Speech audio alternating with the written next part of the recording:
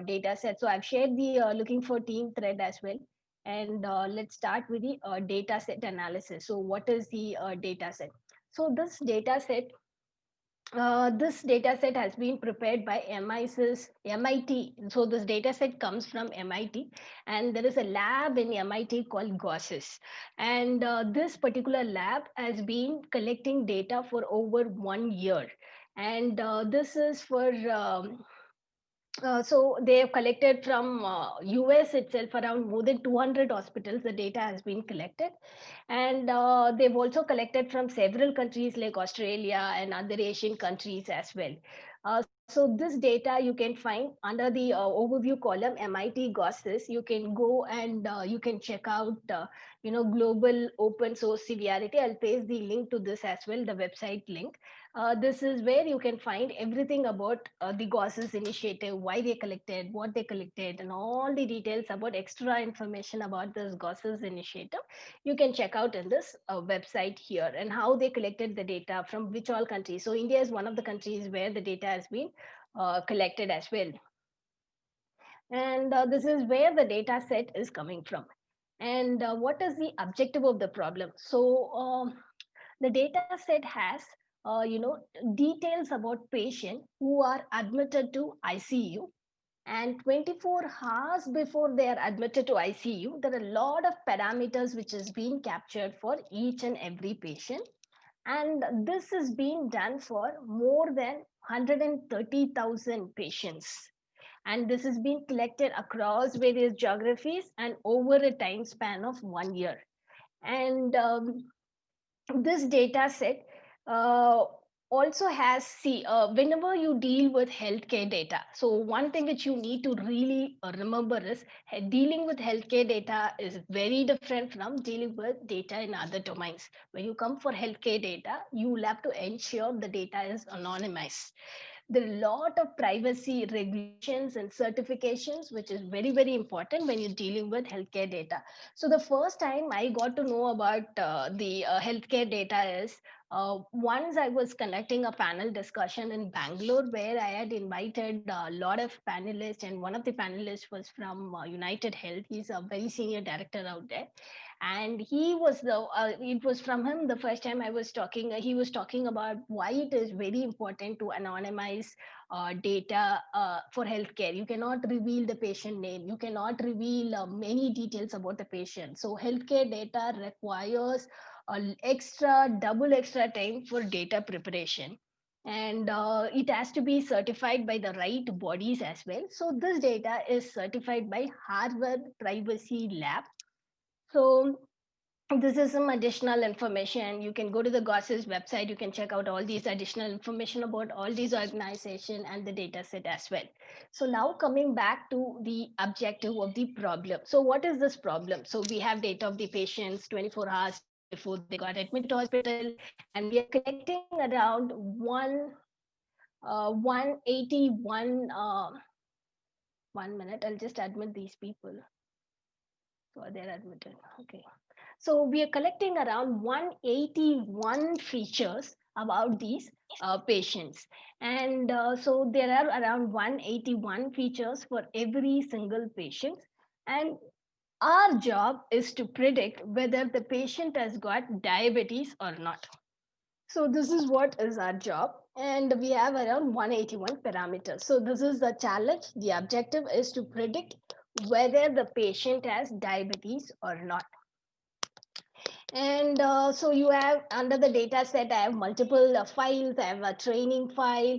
I have see a test data set is given under the name unlabeled widths thing.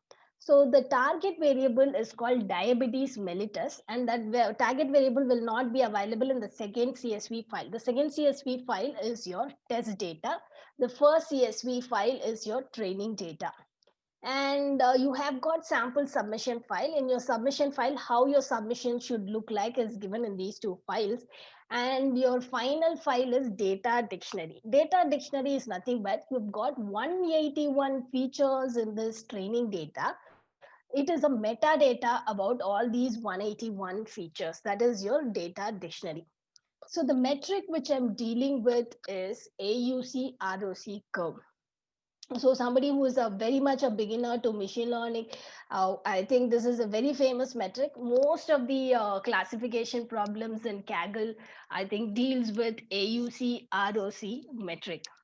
And you're calculating, this is a classification problem. If you want to learn, I'm not going to get deeper into the mathematics of AUC ROC curve, but it is a curve, it is a graph which is drawn between true positive rate and the false positive rate for various thresholds. So for various thresholds, you find the points.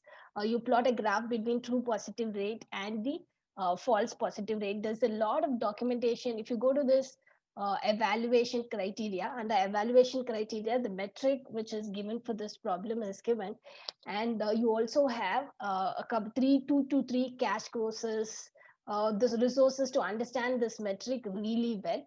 You've got multiple resources. You can either go to Google Developers Cache Course, which is a free cache course, or there's a video, and there's also a Kaggle Learn forum post from which you can learn in depth about AUC, ROC, and how to use this metric, why do we use this metric, and all that, and the mathematics behind it, and all of it. And so this is a metric we're going to use. And moving on, if you're going to participate in this competition, I have already prepared a video tutorial which will walk you through the Kaggle platform and which will also walk you through the notebook. For example, see, yesterday I was giving the same session for at IIM Bangalore, and a few people told me, it was a 30-minute session. It was not a 45-minute session. So I had to rush through the session because it was only a 30-minute session. I had to cover a lot. And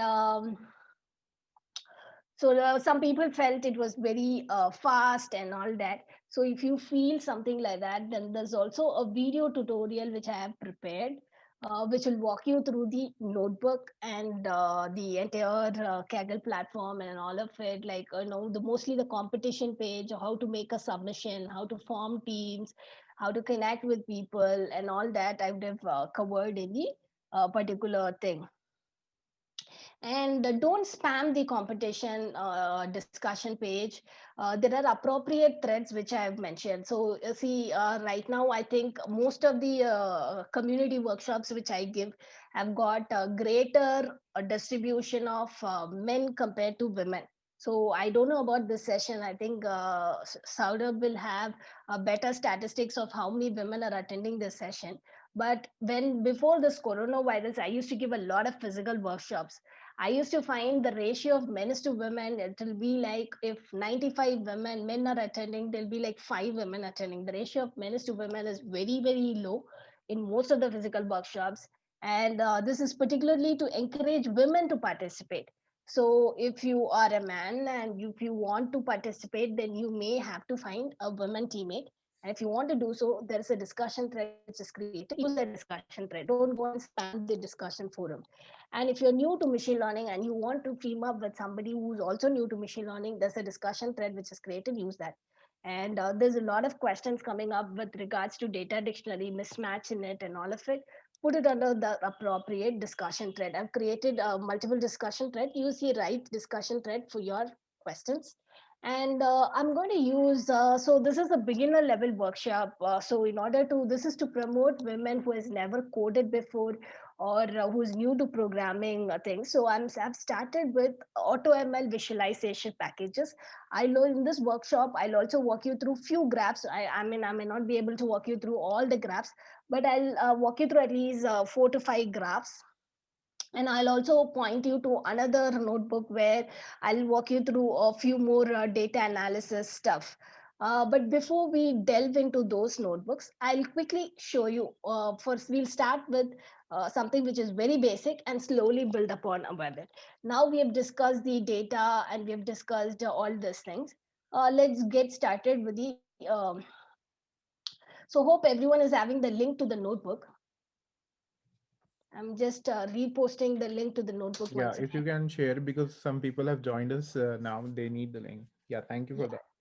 Yeah, I've shared the link to the notebook once again. And so Dable is an external library which I'm using. It's an AutoML library. Reason why I'm starting is somebody who is an absolute beginner. So I'm just walking you something very basic, then walking you through Plotly and other libraries and all. So we'll start with something which is very basic first. So this is where I'm importing all the libraries which is needed. So I'm importing some sklearn libraries. I'm going to show you a couple of AutoML libraries. One is the pandas profiling and the other is the table. So both are AutoML libraries with just single line of code. I can complete the entire exploratory data analysis and visualization. I can visualize a lot of things with just single line of code. This is a great thing for beginners because a lot of sessions which I do are in IBM. Some sessions I'm going to do is in Wells Fargo, which is completely financial services organization. And so there are a lot of sessions where they are data scientists, but they may not necessarily have worked with certain kinds of data. And so it's to make everyone comfortable. We are starting with this AutoML libraries, and pandas profiling and Dable are the two libraries which we are going to see. There are a couple of library files which I need, a couple of data files. Very important ones are the training data and the test data. So I'm using the pandas read underscore CSV file to read the CSV file and convert it into a data frame. And I'm printing out the shape. So while importing, I'm importing pandas as PD, and I'm using the read CSV method to read the CSV file and convert it into a data frame. My target variable is diabetes mellitus. So the whole objective is to predict whether the patient has got diabetes or not. Now let's get started with the exploratory data analysis. And here I'm going to use a couple of AutoML libraries. Again, if you take this, yesterday we had a session at IIM Bangalore where there was a domain expert who came, and she was explaining all the variables related to this domain knowledge, because it's very important. If you want to win the competition, you need to do a lot of feature engineering. And if it's very easy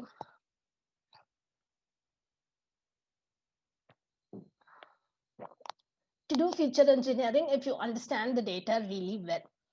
And so you have data dictionary out here, which explains the metadata. So I'll just take this data dictionary. So data dictionary will have, so if you have this Apache covariate, what is this Apache covariate? There's a term which will describe this Apache covariate. Ventilated Apache, what is this variable? So there'll be a detailed description of these variables. So this is about data dictionary. You will have the description of all these variables. A lot of variables called Bilirubin, Apache 3J, Apache 4J. All these terminologies might be little overwhelming for you. You have data metadata file, which is data dictionary, but sometimes this data dictionary will also not be helpful that much. You might need an additional resource to understand this. Not everyone will have access to domain expert. So what I have done is, this is a competition which happened last year as well. So I've picked up some of the resources from the last year competition. If you want to understand all the features in the data set, there is a community member who has shared an interesting link which is present in this discussion forum. It is to help you understand about all these lot of confusing features, Apache, Bilirubin, a lot of features. It could be overwhelming. There's a link which will explain you all these features. And there's also Apache 2 calculation. There are a lot of Apache variables. And if you want to do some calculations on this variable, this is a separate website. And one of the community members shared it. And last year, top winner, Dan Offer, this entire corner which I'm presenting itself is adapted from his work. He has shared an external data set as well. And if you have any questions about the data and data structure, please ask in the corresponding discussion thread. So these are some of the additional resources which will help you understand the data set better.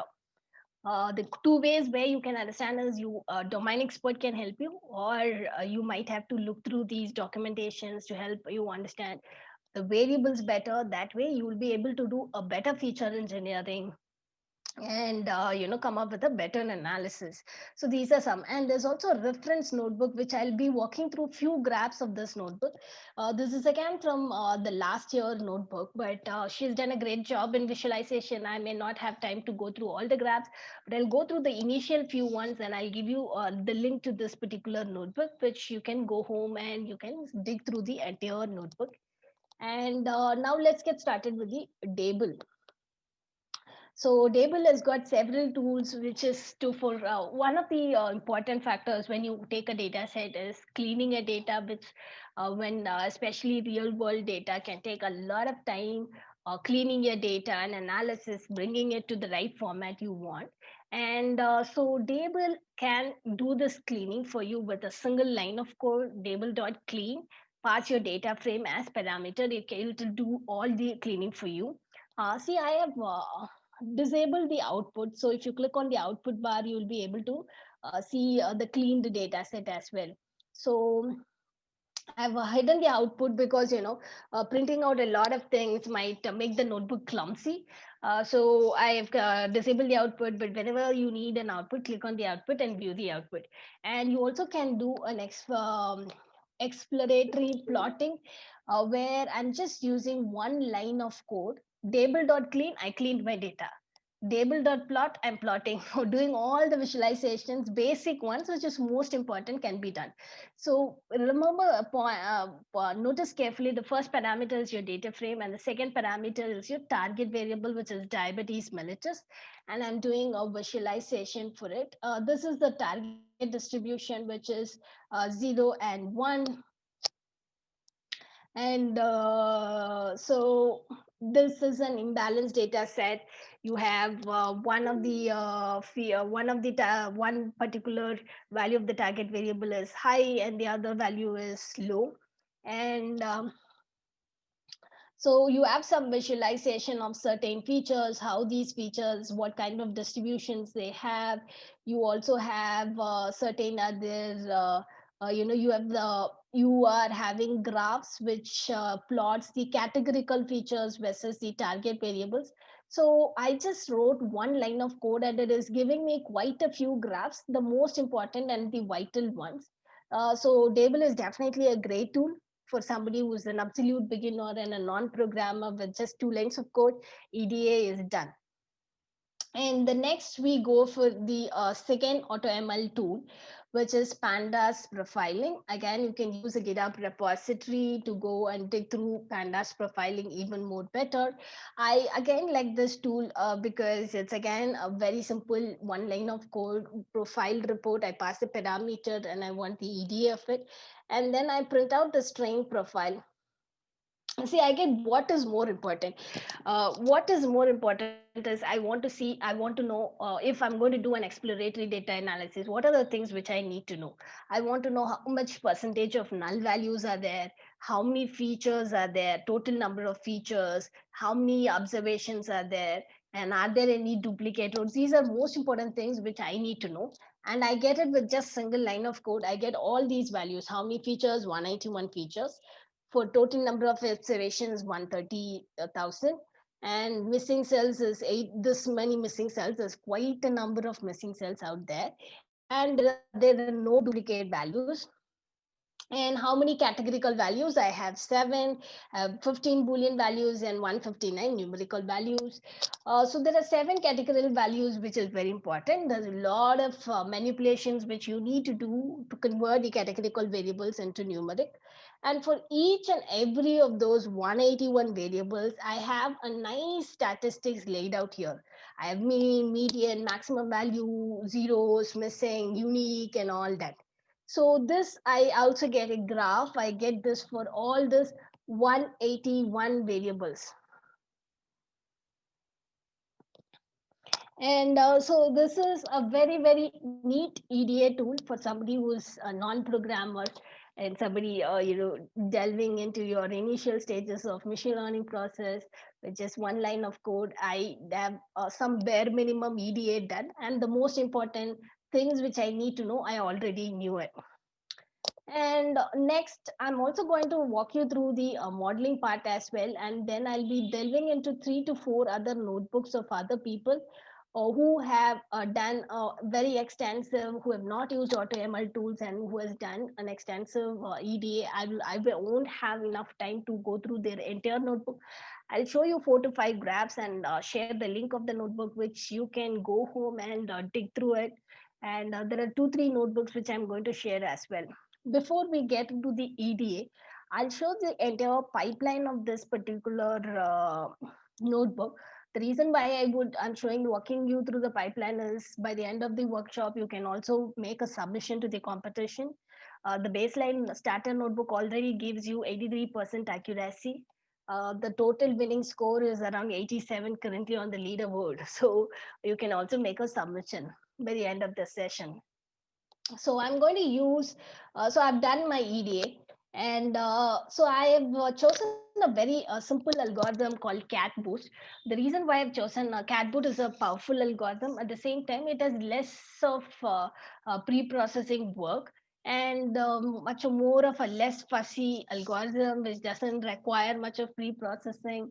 So I'm going to identify, I'm writing 2 lines of code to identify all my categorical variables, so 7 of them. So these are the 7 categorical variables which I have, and I'm going to deal with the NA values here. I'm going to fill it with I'm going to do certain handling of NA values. Once I handle the NA values, once there are no NA values left, I'm going to split the training data into the input features as X train and the target variable as Y train.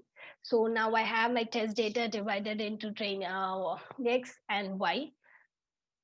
Once I do that CatBoost, I'm going to mention what is my data and what is my label and my categorical features here.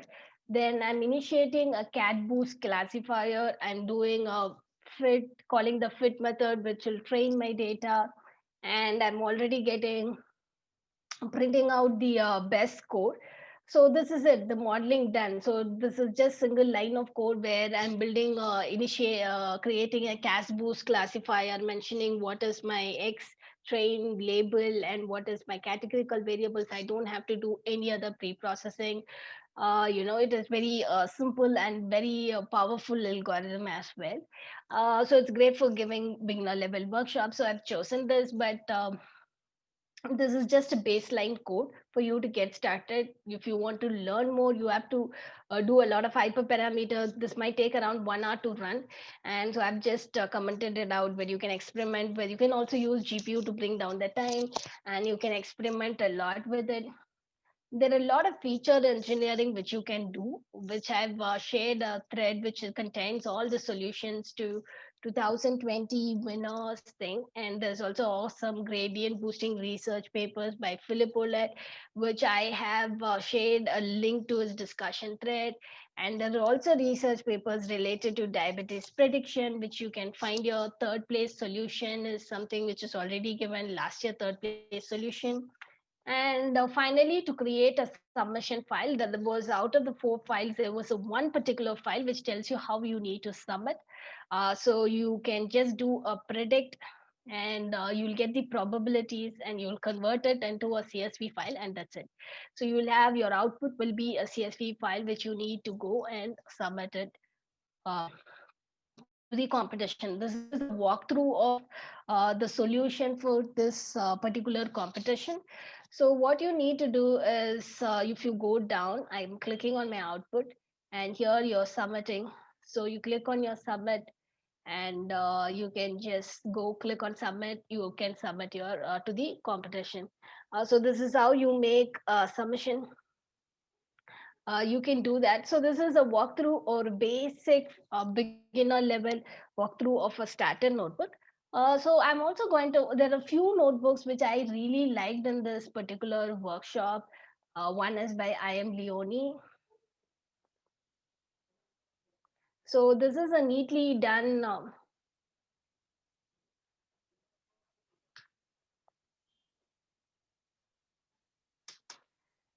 somebody has asked about dbl.cleandf. dbl.cleandf may not do outlier treatment by itself.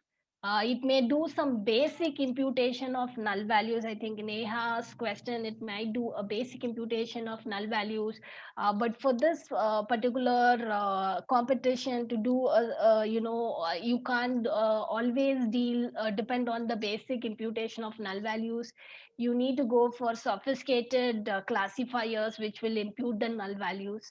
And in most cases, so it requires a specialized null value treatment. So you might have to come up with all the creative treatment of null values for this competition. Table.clean is only for absolute beginners. It is just a simple thing, but it is not. It may not handle everything. An outlier treatment, definitely it's not going to handle. You may have to do it manually only. And so this I am Leonie, she's a great notebook where she has done a neat exploratory analysis. So there is another notebook which I would recommend is last year.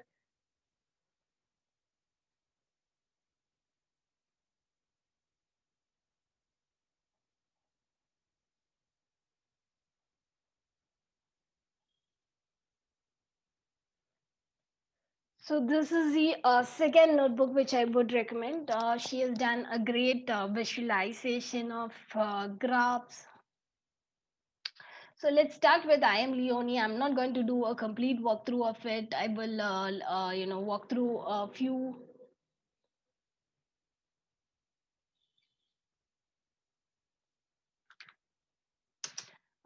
It is again answer to Neha's question. Never do table and all in real life. It is only for beginners not to get intimidated with data analysis and all. It is just for them. But in real life, you can't follow use table and all.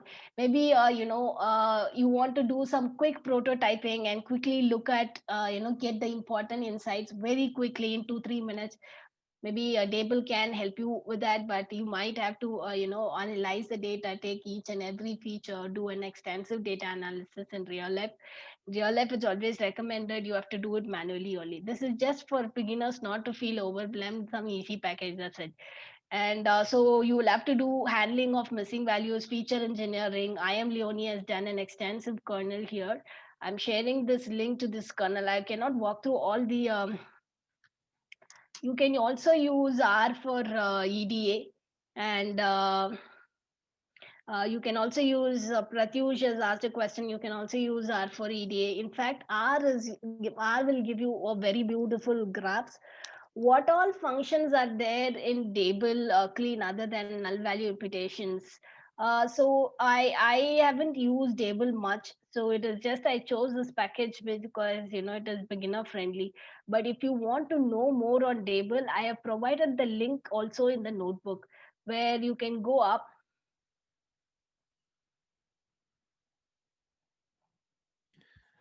And Usha, we are seeing a lot of SweetWiz library usage these days.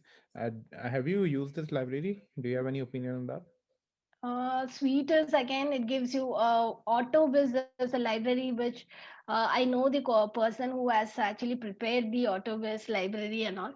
Again, it is something which you can, it will give you a quick insight in 2-3 minutes, but it is not something which is sufficient enough. You want to quickly get an insight about the outliers and all these things, quick insights. Maybe these AutoML libraries might help.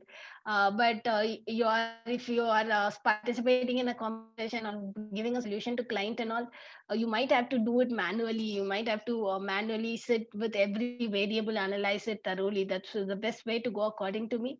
But these values are something like some kind of a quick insights, or you want to try out quick prototyping or something like that. That time it might be helpful. So you can go to Right. Dable and Dable API, and what all this API can go do. This Dable API, this official documentation link is given in my notebook itself. But I'm again sharing this. This is from Andreas Mueller.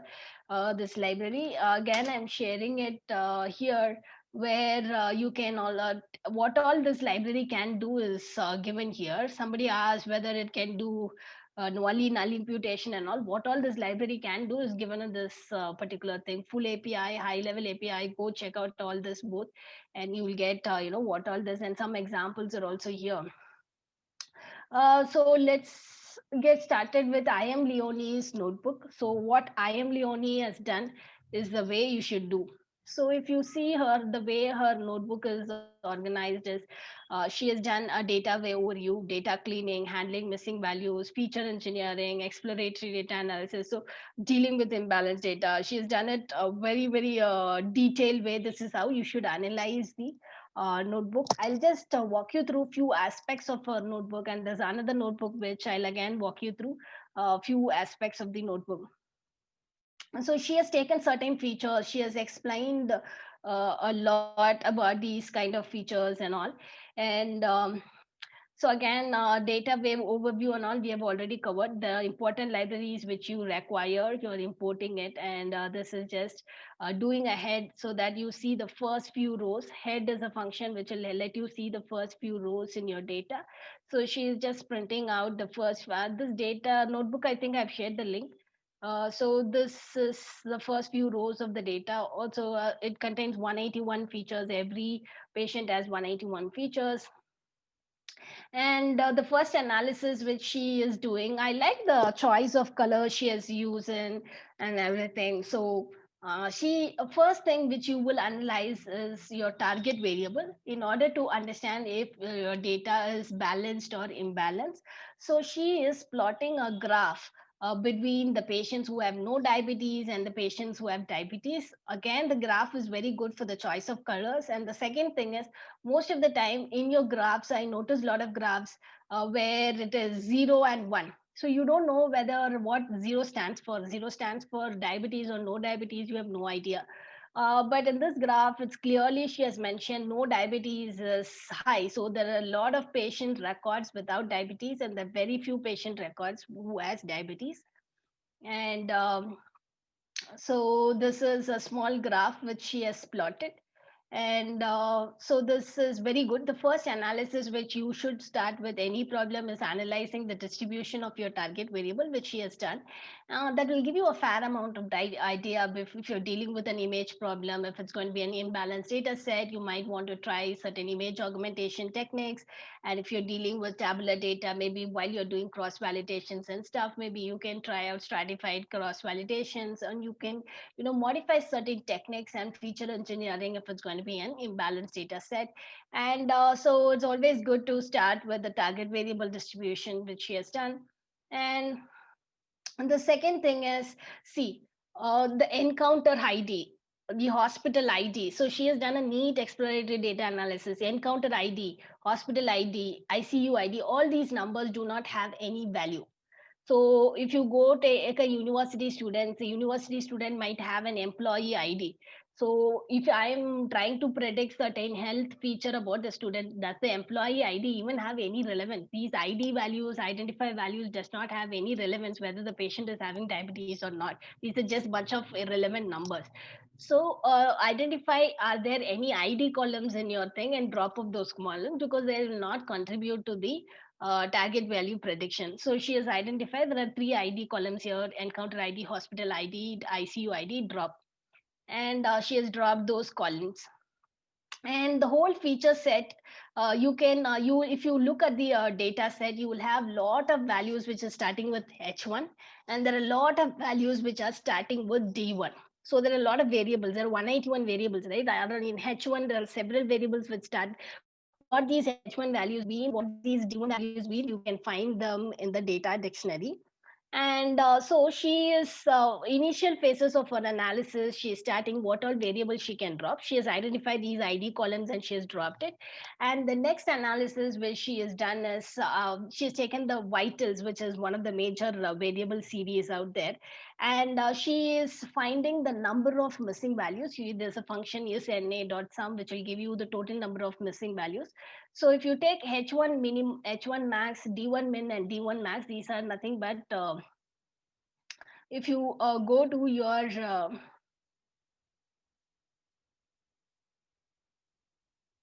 data set.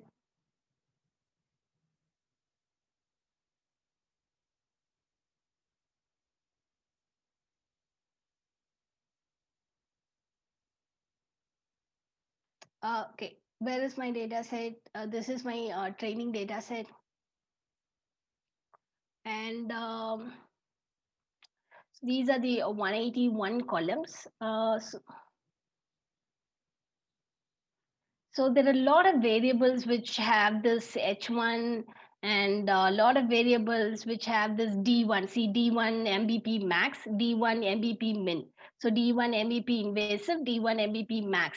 The similar ways there are a lot of variables with H1 dias min and dias invasive max. So there are a lot of H1 and D1 variables. These variables are falling under some category called vitals. And this is the second variable she started analyzing it. And when she is analyzing for all these H1 min variables and H1 max variables, D1 min and D1 max variables, she's finding the total number of null values using the CSNA.sum. She's finding the total number of null values, storing them under a data frame temp.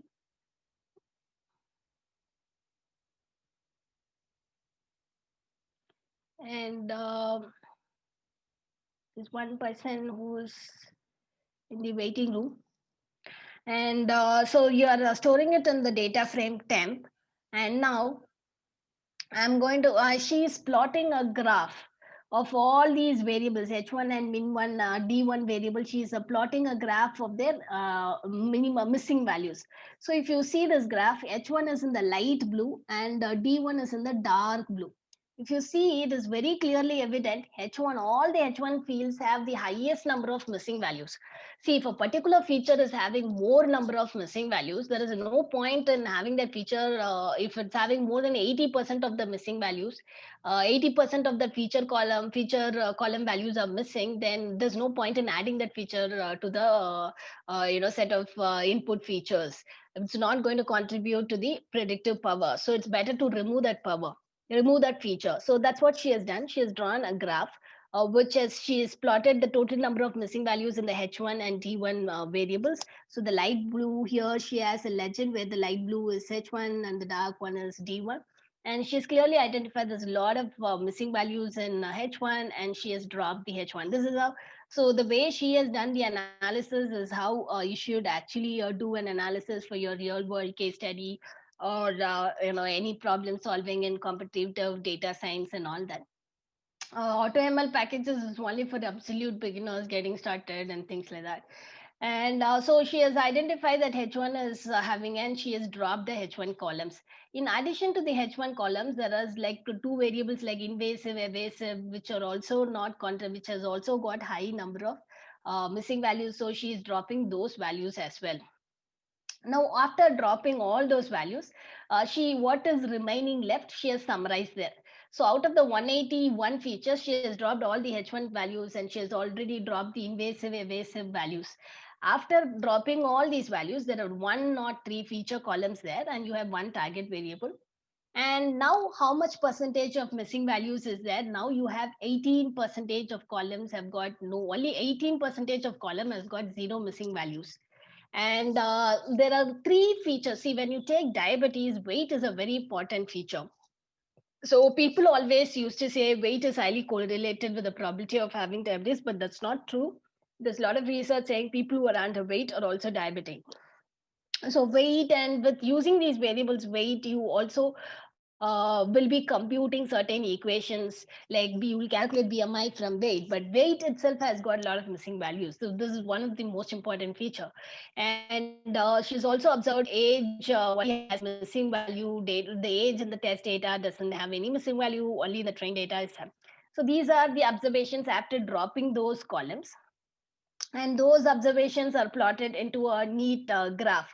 So on the right hand side, the columns with the highest rate of missing values, and here these are columns with the lowest rate of missing values.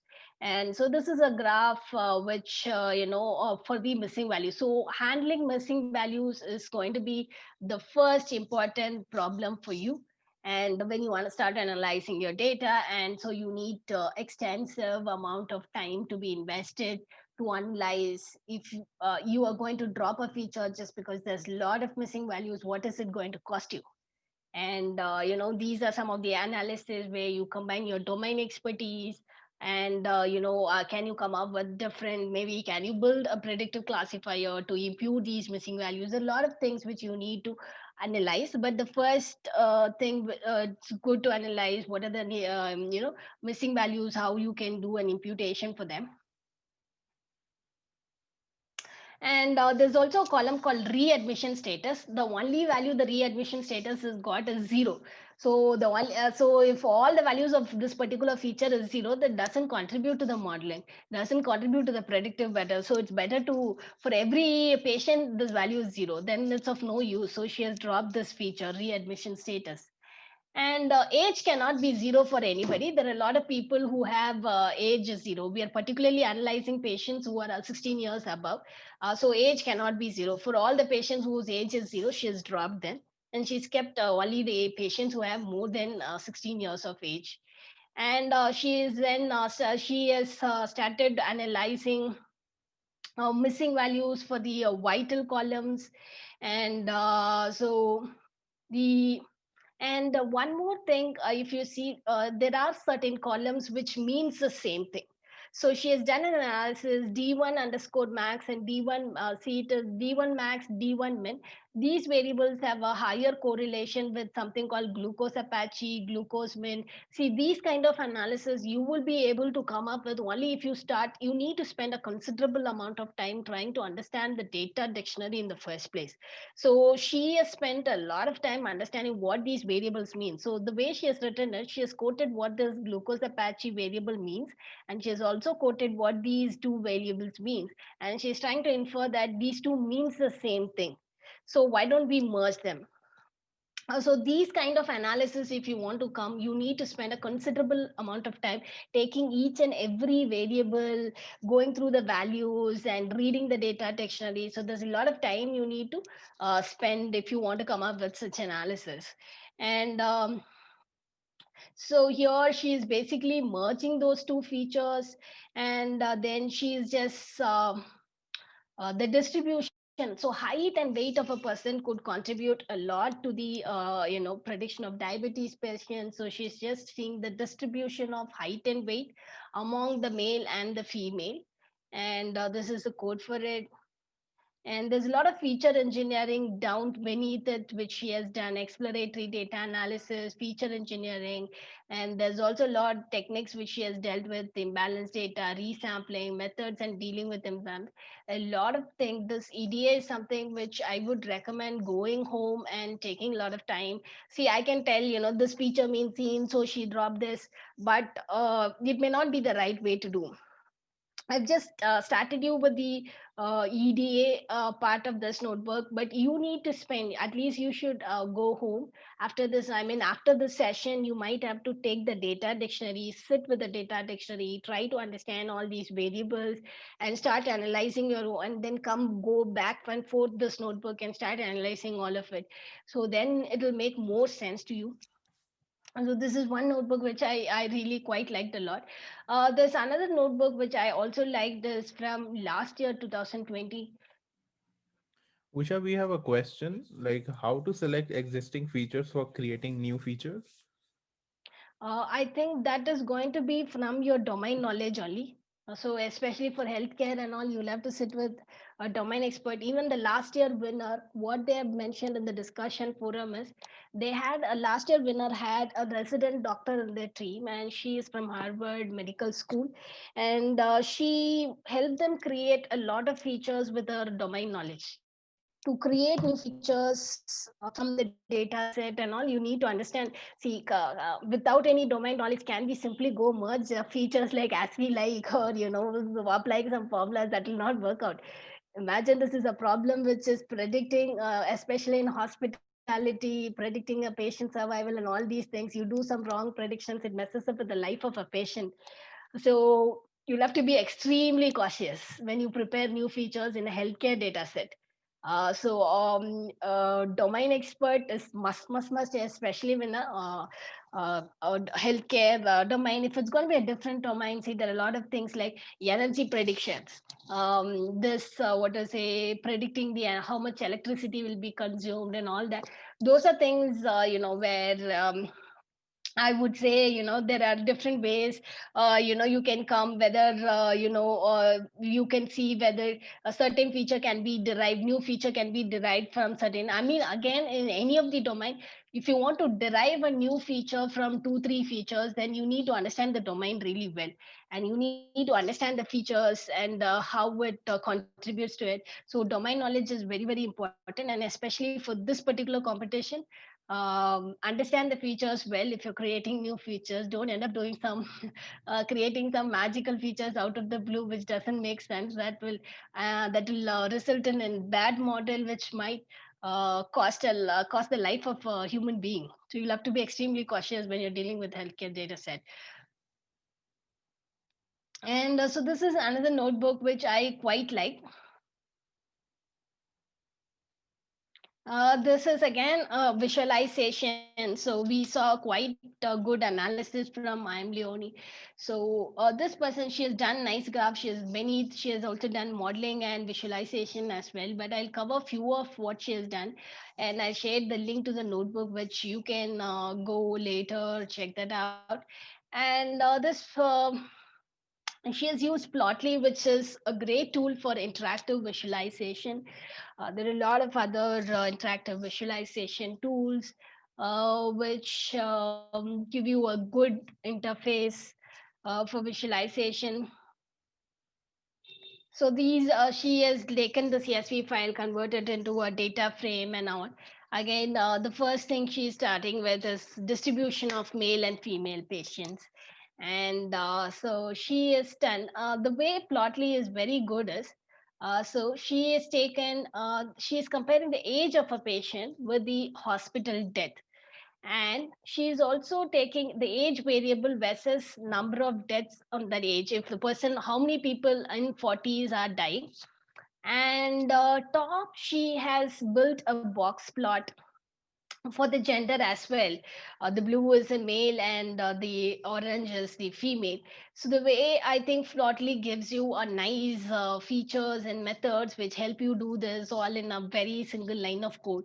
She's plotting a histogram, and she's telling what all features she's going to plot, and if there's any values, she's dropping it here, she's handling the NA here. And X is my age, Y is my hospital death. So I want to show the gender differences in color, and I'm also going to have a box plot at the top. Say, so she's putting marginal box plot, and hover, when I hover, I need all these features to be shown. So whenever I hover, I get gender, age, and the certain features as well. And so this Plotly gives a nice visualization and very interactive visualization. I'm able to hover over it and see a lot of features. So basically, what this graph, what is she doing is she is comparing the male and female patient. She is doing a multiple analysis in a single graph. And age versus how many hospital death for that particular age. And she's also seeing the gender distribution in the form of box plots at the top of the plot, and all of it with just single line of code. And next, she is also analyzing the average hospital death probability of patients. So for male and female patients, what is the average hospital death probability? So she's analyzing these two variables. She's grouping the hospital death variable, and she's grouping it by gender, and she's just doing a simple plotting a simple graph. And the next thing is, what is the impact of BMI over old and young patients? Again, her analysis is with the age of a patient. How do you determine old and young patient based on the age variable, right? And she's comparing that with the BMI. And so this is for, she is taking the weight variable and the BMI variable, and she is comparing the average hospital death. So this is again the graph which plots the weight versus hospital death, and this is a graph which plots. So there is a correlation between the weight and the BMI. And so she's also doing certain analysis and certain things. So if you take this ICU type variable, sometimes if you take certain features, there will be a lot of spelling mistakes and all of it. So here is one example where she, if you take ICU type, see, cardiac ICU means it's CTC, CCT, CTICU, and CTICU you will have to have this particular coding. So she is bringing this spelling mistakes, improper, multiple things meaning the same thing, she is converting them into a standard variables. So here she is, if it is CSICU, it also means SICU. So she's, all this you can do only if you understand the data set really well. You understand all these variables means the same thing. Only then you can do. So there are a lot of such, feature engineering which you need to do as well. And so she is plotting the survival rate of different types of ICU. So these are different types of ICU. And she is plotting the age versus the hospital death. So there are three variables which she is comparing. So she's comparing the age, the hospital death. She is also comparing the count, and she is able to show the count in the form of the third variable. So this, I think Plotly has got an amazing feature. So X is your age, Y is your hospital death, the size is your count. So if the size of the circle is bigger, then the count is more. So I'm just going to the biggest circle. The count is 560, and go to the tiny circle. It is count is 10. So the count, the number of deaths, you can show the differentiation using this size variable. So that's, I think Plotty is a great interactive visualization, and you can bring up amazing graphs like the one she has done here, where she is able to show the comparison across three different parameters. And here she, again, survival rate at different length of stay before ICU admission, and before you got admitted to the ICU. She is plotting again two features. One is the length of stay and average hospital death, and again she is showing the differentiation of the count with the size of the circle, and across different ICU types. So she's able to compare multiple parameters here. So there are a lot of graphs where she's comparing multiple features and she's comparing this. So she has done an extensive analysis, and she has also done a lot of modeling and light GBM model as well towards the end. So you can go through the rest of the notebook, and I've shared the link to this notebook as well.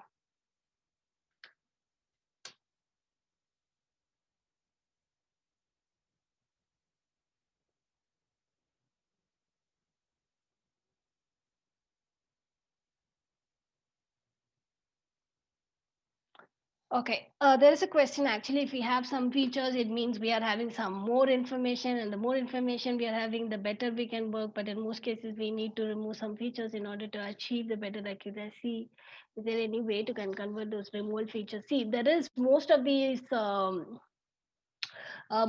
algorithms, I think the boosting algorithms will have certain parameters. Most of the algorithms have got certain parameters which tell you, out of all these features, what are the most features which is contributing, what are the top 10 or top 20 features which is actually contributing to the accuracy.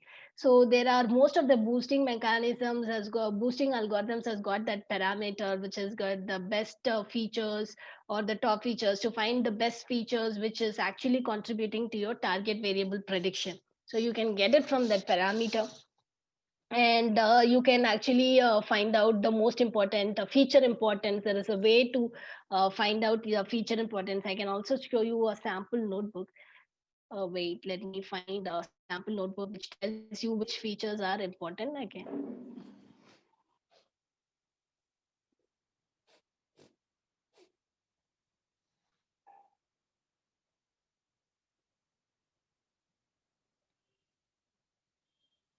So this is a notebook which I'll share the link. So if you scroll down this notebook,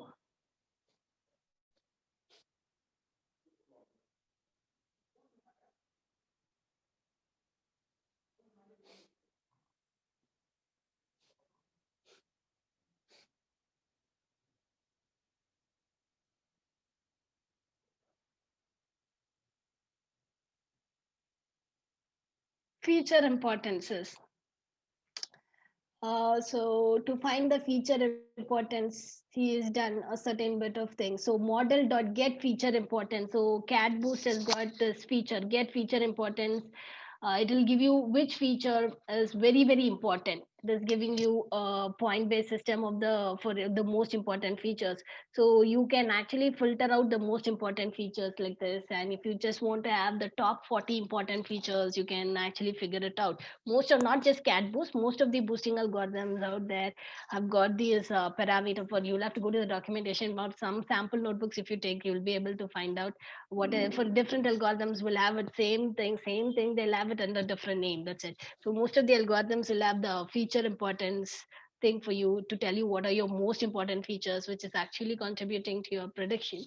And based on that, you can filter out the top features. And if you want to retain only the top 50 or 40, that can be done. And but again, when it comes for healthcare data set, pay a lot of caution because it deals with the life of people. And whatever thing, put a lot of thought process into it, each and every feature before you submit your models. And what I would say. Um, all right.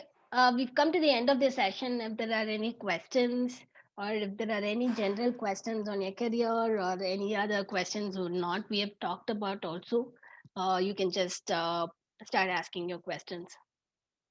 Okay, that's great, Usha. I mean, hopefully, the participants would have a great idea about how to go about doing EDA. So, talking about the questions from the participants, we actually have a couple of questions from them. So, one of the most asked question is always like, is it, is fully understanding maths behind machine learning algorithms, is it necessary? Because sometimes it seems really difficult and confusing. Do we need to do that? So what I would really tell you is, uh, in most of the competitions which I have participated so far, I mostly we tend to like use existing libraries only. Like most of the existing library implementation is what we do. Customization is rarely only. But if you understand the mathematics and intuition of it, customization becomes easier for you, because you know like how it works. Or if you want to do additional modifications on the top of the algorithm, all of it requires a good mathematical understanding, or you can't simply go and touch an algorithm and do any modifications to it. So mathematics identification is very important, but at a certain stage. So if you're an absolute beginner, and the way you have mentioned is you're already overwhelmed with these concepts, what I would recommend is start slow if you're feeling overwhelmed.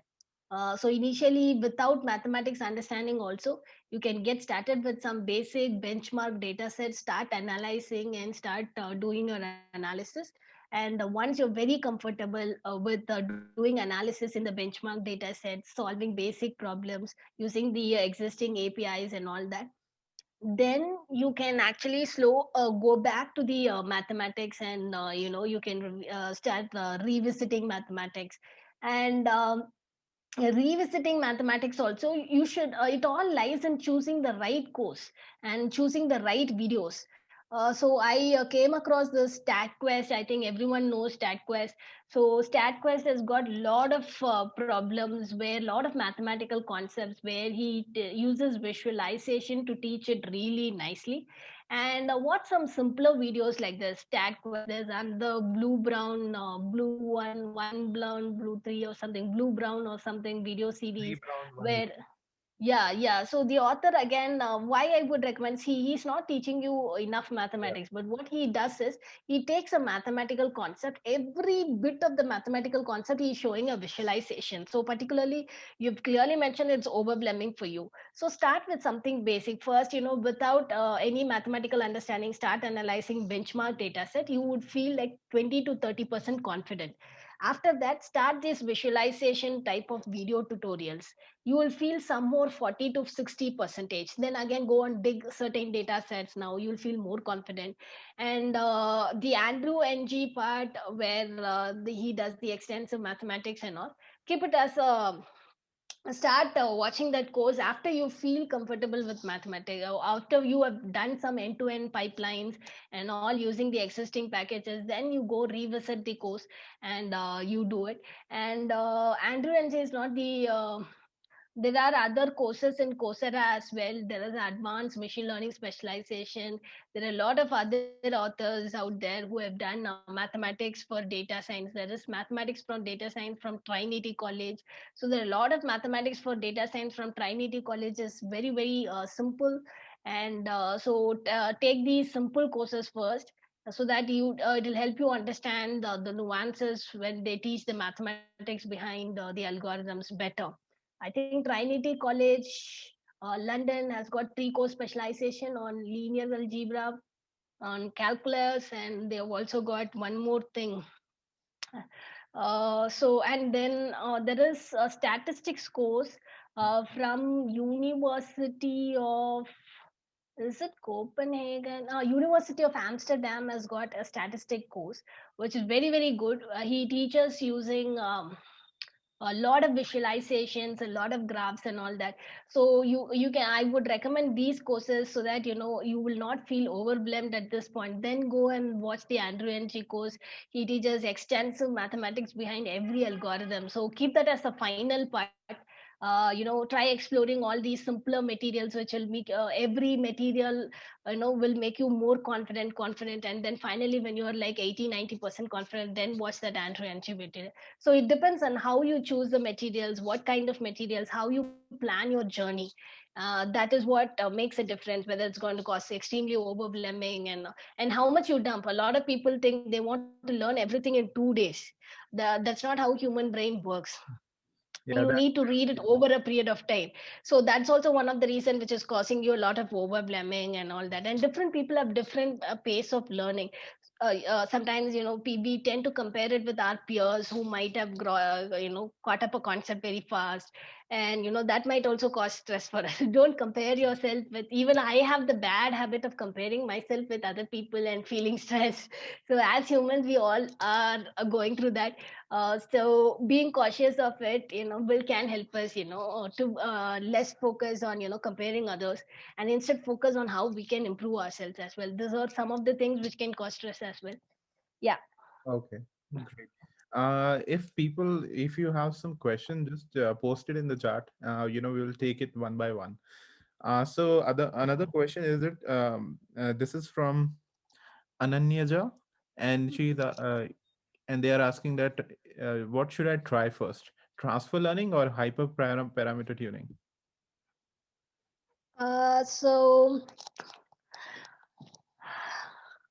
So for this particular example, if you are going to ask, I am going to say I have shown you CAD Boost model training. I've not given you any neural networks example. For this CAD Boost starter, you should try hyperparameter tuning.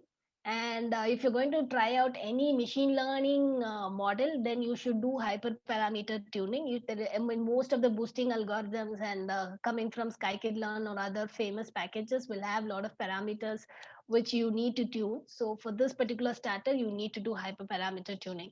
But the same thing for this particular datathon, there are some people who have put neural network notebooks as well. And as starter, you can try transfer learning out there, but most of the transfer learning are coming from the vision, computer vision side. This is the tabular data, right? And so one thing which I would say is there was a recent competition which got over, where they've used a lot of techniques which converts the tabular data into images, and then you can use the convolutional CNN and all that. There's a starter notebook available for that as well. So that is something which you can once you convert your tabular data to images, then you can actually once it is in the image form, then you can apply a lot of pre-trained models and all that. some people have already tried. We This technique, I think, got famous in Kaggle when this competition, there was some competition from Harvard, mechanism of action predictions. Again, it's a tabular data competition where there are a lot of startup notebooks implementing this idea.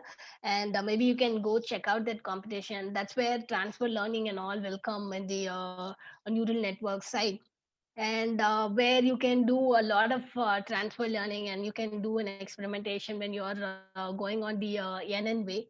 And for this, hyperparameter tuning is what you have to do if you're going in this machine learning way, traditional, trying out boosting models and all that. All right, great. There is this question by Ritvik. So he's asking that, should I pursue masters in data science? Will it help in my career? If you pursuing masters in data science, depends on various factors, and it is not necessary that only if you do masters you will get a job. No, you can get a great job even without masters. And if you really love learning, if you're very passionate about learning, then do please try masters, because it's as humans we should never think that whatever we learned is enough. We have to continuously learn. Learning is a continual process, so you should keep learning. And if you're very passionate about learning, then please go for masters. But there are a lot of factors which you should take into account while you're going for masters. Are you going doing an online master's degree, or are you doing a physical masters in a different country, or are you doing a master's in India? Are you doing a master's part time? So these are a lot of options. There's a variety of options available out there. So if you're doing masters outside the country, you should also see what is the job probability in that country after you complete it, and how safe is that country for a lot of other factors, and what is the price which you're paying to pay as tuition, and is there going to be a good ROI immediately, and a lot of other factors, and what kind of jobs. I mean, most of the countries have got good jobs for data science, but there are a lot of other factors which you should take and do an extensive analysis, and you do it. Studying further is always good, but you should find out your true motivations. Never learn never decide like I want to do masters because everyone around me is doing masters. Don't decide like that. Decide it only if you're passionate about learning, then you should go. Not because everyone around. That's all wrong. You shouldn't have wrong motivations in mind. Mhm. So you should have the right motivations and the right reasons. Learning is always good. I mean, if you ask me, I would say yes, but you should also consider the other factors and situations, wait it out. Yeah. So hopefully, Ritvik, this answers your question. Uh, what is the one thing beginners are not taking seriously while learning machine learning or deep learning? This is by Shyam Sundar. uh,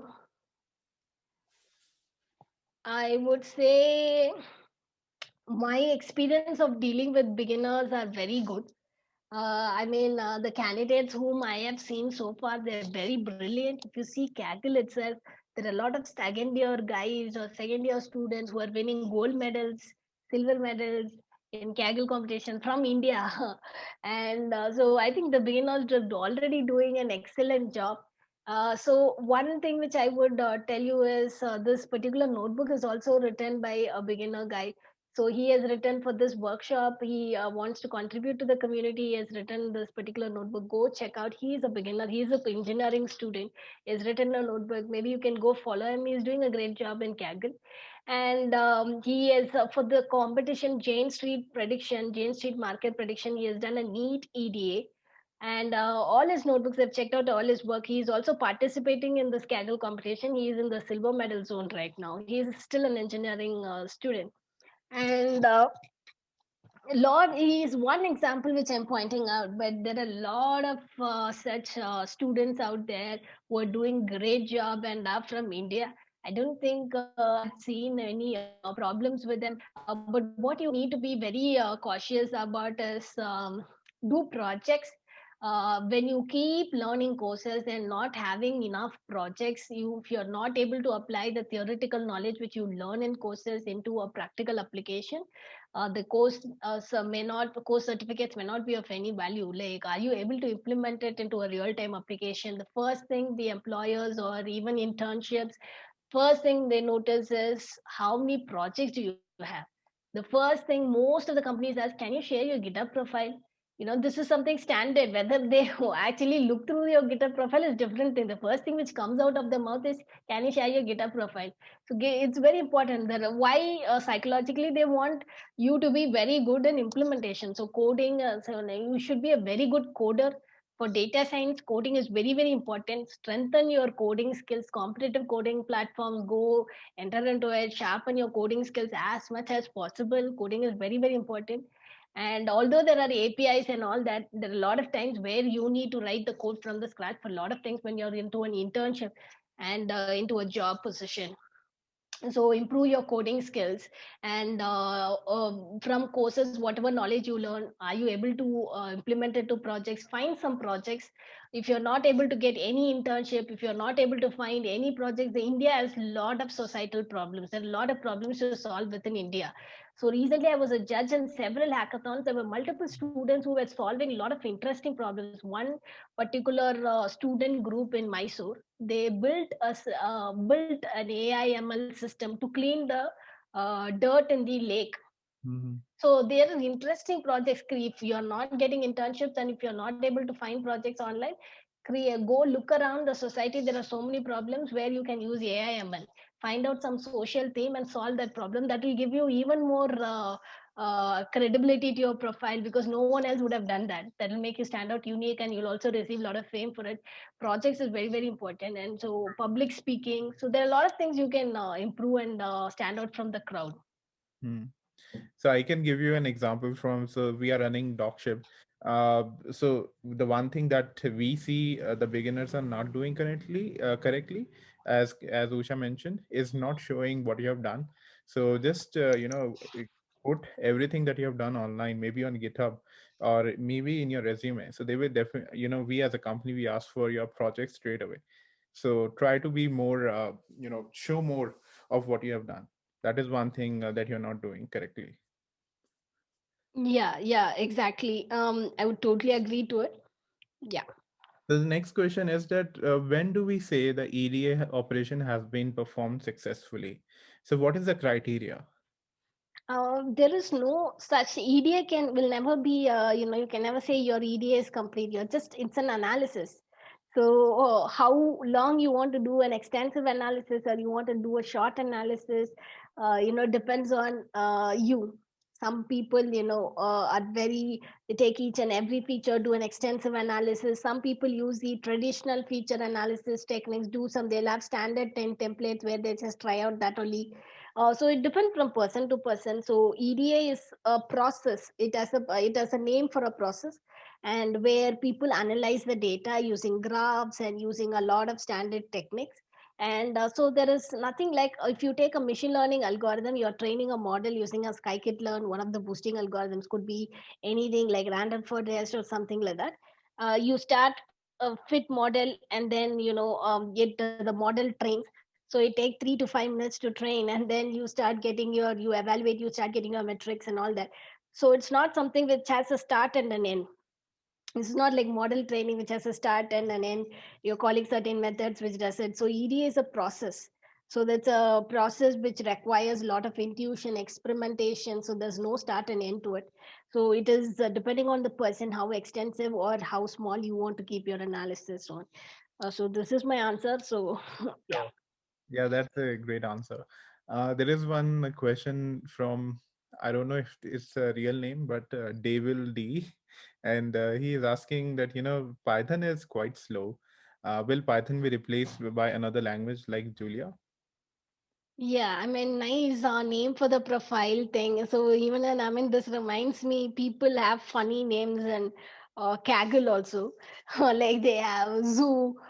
They have like a lot of very interesting names and profile pictures which they come up with. And it's good to create the right side of environment. And the question is, will Python be replaced by Julia? There are a lot of Julia fans whom I'm seeing there. I mean, we never know what could be the future. At least I'm not able to predict what the future is. Could be. I mean, there are a lot of fans who are fans of Julia. Julia users are very concentrated group, but they are like very strong supporters of the language. It could happen, we don't know. I mean, 3 4 years, I still remember when I used to take a lot of workshops. It used to be in R, and most of the curriculum in 2017-18 used to be in R. Even for example, take Coursera. And 2017-18, I used to see a lot of Coursera courses, John Hopkins, and all of it taught in R. Why for Coursera? Take the Indian School of Business, Indian School of Management, Bangalore, and all these courses. They used to have the analytics courses, so postgraduate diploma in analytics and all that. And they used to have all the projects in R. And who thought at that time Python will overtake R? I don't think not many people predicted it. But 2018, 2017 and all, R used to be at the peak. And now like nobody cares for R. And there's recently Kaggle survey has come out. There's one notebook written by an user which says, is R a dying language? This is the title of our notebook. Mhm. And so nobody predicted R would die, and now R has died. And so is there going to be Python has a very strong community, and very strong supporters. So Python, and also it's not specifically used only for data science. So Python will never die because it has the other applications, and it's a very strong community compared to R. And but R is specifically used by a lot of statisticians and stuff, and a lot of data scientists and statisticians specifically. But Python has much more other user base as well. So there will be no death for Python, but there could be a possibility Julia might replace Python in this thing. It could happen, or there could be a much more powerful language which could come up. So to speed up your operation, the question can be broken down into a lot of things. To speed up your operation, there are a lot of specific packages which are coming.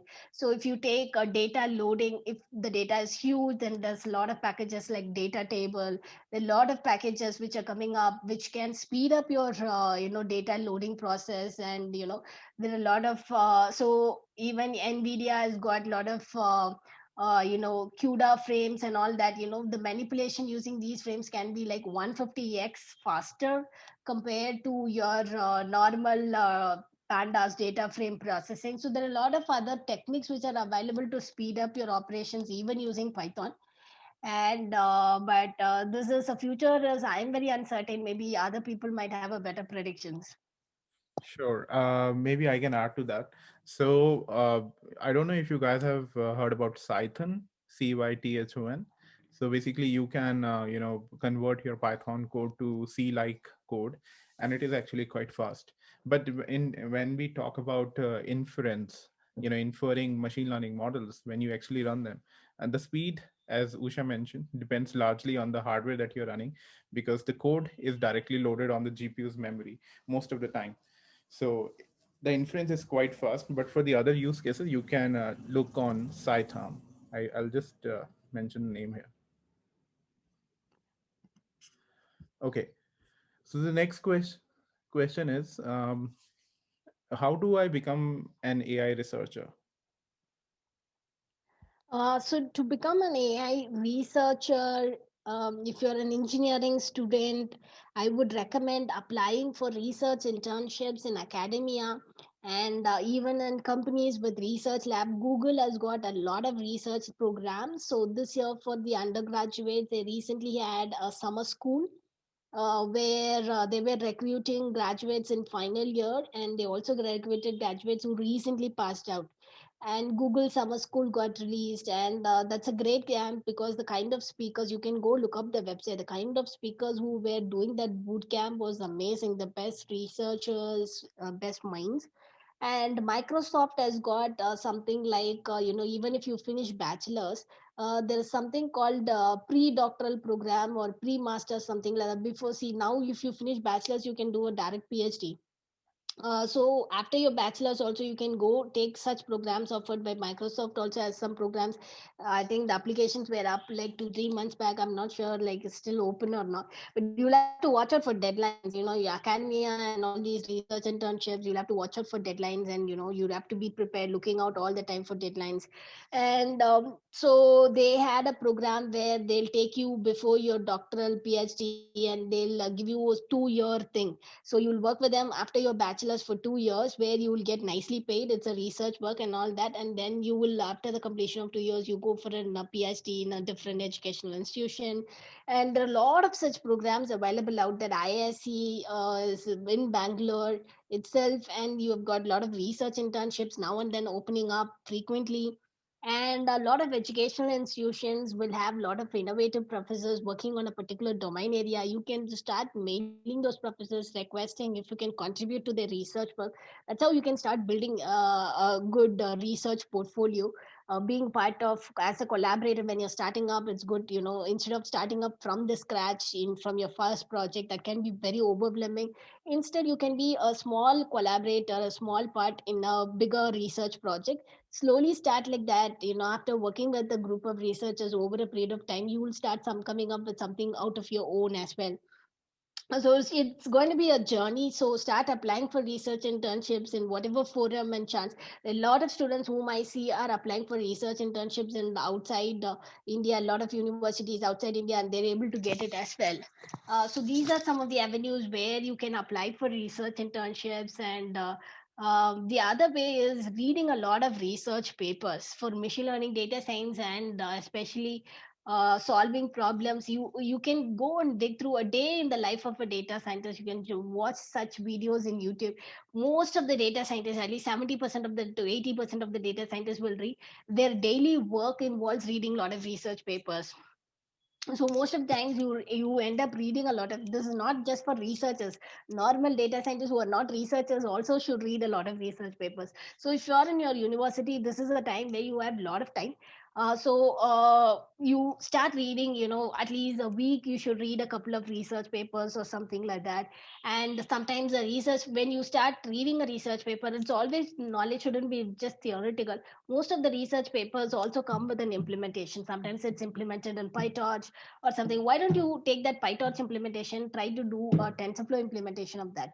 And why don't you start implementing, doing a different, so instead of, writing an implementation from the scratch might be overwhelming in a language. Instead, find papers which already have implementation in one of the language, try to do it in the other language. That way, you will start, slowly building more grasp over the things. Then you take a paper which doesn't have any implementation and try to implement it. And these are slowly ways where you can start building your research profile, contributing to the research community. And find out if there are any communities which are specifically for research groups. Try to help find out how to become a member in those groups, and build good networking. And all these are some of the ways which I would suggest. But a better person who's working in research field should be able to guide you further. Okay. So the next question is from Meena, and she is asking, advice would you give to beginners in data science, especially for women? The women in data science, the things which I would say is, there are a lot of bias in the society. And don't let that bias deal let that with unconsciously, without us even realizing at some point of time, what others think we are, try to get in the way of us progressing further. So a lot of times, at the subconscious mind, people start thinking, women can perform only so much and all that. So this, I've got this kind of an argument from well educated people and all that. So they have a particular opinion that, this much, this is only what people, women can do. And don't try to let those thoughts enter into the way of you progressing. So sometimes that can get so. Even take for instance Kaggle. At one point I thought Kaggle can be, Kaggle is only for men. If you see all Kaggle, there are only male grandmasters. I think it can be very tough for even women to get into or something like that. There was some strong opinion which I thought I can never Kaggle. So it was very accidentally I had taken this wits workshop, and only through that, I thought, okay, even I can do it. So at times, what the society projects on us can also subconsciously enter into our minds, and that can be our thought process that can determine everything which we do and everything which we think as well. So don't let that decide. And there are very I see a lot of women coming out these days doing great in social media as well, sharing vlogs, podcast, and all that. Try building a great social media profile, and don't feel bad. A lot of women, don't brag about their achievements because they feel, others might make fun of them that they're bragging and all. So this Google Women Tech Makers, and I'm just borrowing their quote. There's a community called Google Women Tech Makers. They have a quote which says, when it's based on facts, it's not bragging. So don't hesitate to brag about yourself. You have worked hard to do that particular achievement, and others will keep thinking something or the other. We can never satisfy everyone in this world. So if you start people pleasing and start thinking about what every time or what others will think, there's no end to it. So don't think what others might say and all that. When you have worked so hard to do a particular thing, it's not bragging. You've worked hard and you've earned it. So showcase your work in the public forum more quietly, and try to find a lot of speaking engagements. And so I think these are some things which I would suggest. I think anybody can do anything irrespective of gender. Anybody can do anything provided they work very hard, show good perseverance over a period of time. You can achieve anything. This is what my advice would be. Yes, absolutely. So there is definitely bias in the society, and Meena, your work will always triumph the bias in the society. Keep that thing in mind. Hmm. So we have next question. How do we decide on one hot encoding, label encoding, or total encoding? So when should we decide what to use? For this, you need to identify what kind of variable it is. And so, one hot encoding, there's a neat article in Analytics Vidya, which I would really point out to.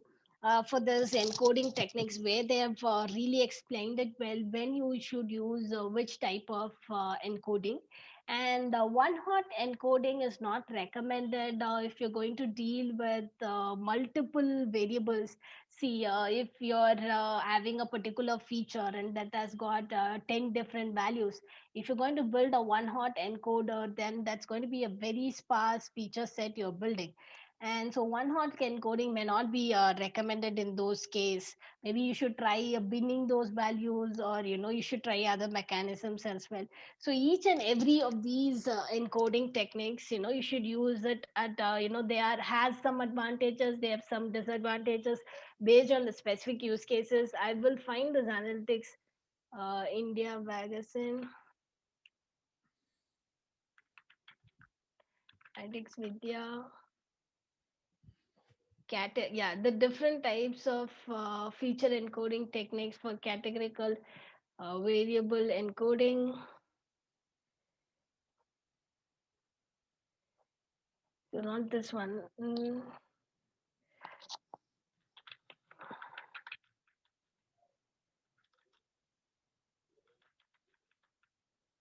Yeah, I think this is what.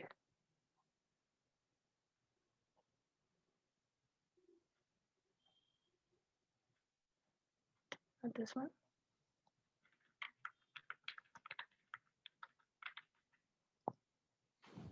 Yeah, this is the article, I think.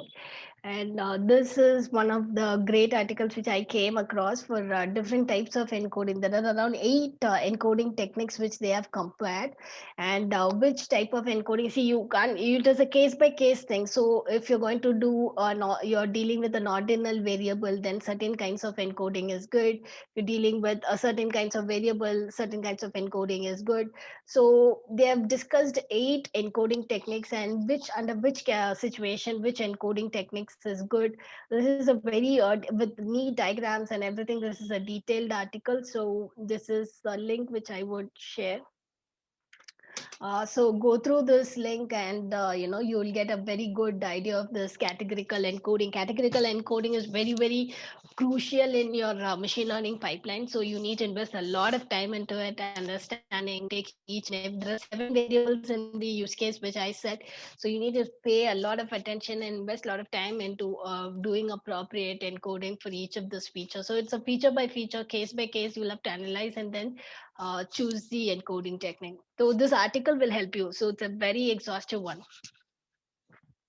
Okay, so keep a note of this article link that it's a really great article. Okay, Usha, one last question for today. Uh, when to use outliers in a model? Mm. So again, it is a very case by case thing, and you'll have to most of the machine learning techniques, they deal with outlier detection sometimes. Um, so it's a case by case use case. You'll have to take every case and you'll have to decide whether you can keep an outlier or something. So if outlier is contributing to an incorrect model, can you do some log transformations, or can you do some transformations to your variable so that you don't get outliers in the first place? So if you feel outlier is something which cannot be removed, then how can you take all this feature, and can you do a certain feature transformations which will ensure there are no outliers which exist in your feature set, and at the same time you are not dropping off the row which had an outlier? So can you apply feature transformations? Can you do certain things like that to ensure you take into account that one particular patient which had an outlier as well? So these, it's a case by case thing. You'll have to find, I mean, it's a case by case, and based on the use case, there are certain use cases where removing an outlier could not, might not result in a better predictive modeling. So again, it depends on the use case domain, and it's a case by case. There's not much of a generic answer which you will give, but majority of the use cases, as far as I know, will have a standard outlier techniques. Most of the use cases are such that you will remove the outliers. There are very few use cases where you will have to take the outliers into consideration as well. So this is my answer. Sure. Okay, Usha. So there is this guy, Mansit Suman, he has a question. Maybe if you can briefly touch upon his question. He's asking any suggestions for time series prediction when there are 4 or 5 multivariate present. Mm, 4 or 5 multivariate variables. No, I really don't have much knowledge on time series predictions. No, I don't know. Maybe you can actually dig into a lot of tutorials for time series and figure it out. There is a friend of mine who has recently released a package called Auto TS, which is for automatic time series modeling. See, you have come across automatic auto ML packages for several things, for visualization, for data analysis, for doing a lot of things. But auto time series, for doing the automatic time series with just single line of code, you can get all the time series thing. Doing that, automating that process is something which I think is great. And is Ram Sheshadri from Google, and you can just go and check out the. And there's another person, Nikhil Gupta. Both of them have contributed to it. So that is so much I've dealt with time series. My experience in time series is limited. So you can check out the packages. Maybe you can Google your answer out. Is what I would say. I don't have an answer for you. Sure. So, Usha, we are coming to an end of this workshop, this masterclass, and hopefully today people got to know a lot of great things from you. Especially, I saw that you shared a lot of resources in terms of packages and the notebooks on Kaggle. I hope everybody today had a great learning experience. And Usha, if you want to say something in the end, please. So I would like to thank the DocShip community for inviting me, and Saurabh as well. He's doing a great job in organizing all the community events and leading the community and initiatives. Keep rocking, and I wish the community all the very best for 2021, and all of you all the very happy new year for everyone, and hope this new year all your wishes and dreams comes true. And time is very short. Be very cautious, and time one loss, you'll not get it back. So this is the time. I mean, especially in universities, you have a lot of time. Make the best use of it. You can do a lot of interesting things with your time, and make best use of your time. Very happy new year. Hope I get to know about your progress and improvements through LinkedIn, and wishing you best, and wishing the best for Docship and Saurabh as well. Thank you. Thank you so much, Usha, for the kind words. So, with that, participants, we are concluding this session today. And, there are certificates for this event, for attending this event. So, shortly, one of our team members will share a feedback form with you. So, whoever is filling the feedback form will get a certificate from us as for the certificate of attendance. So, with that, thank you so much for your time, all of you. And we hope that you have a great weekend ahead. Okay. Thank you. Yeah, Bye I'm bye. logging Bye, out. Usha. Bye bye. Bye bye. Thank you.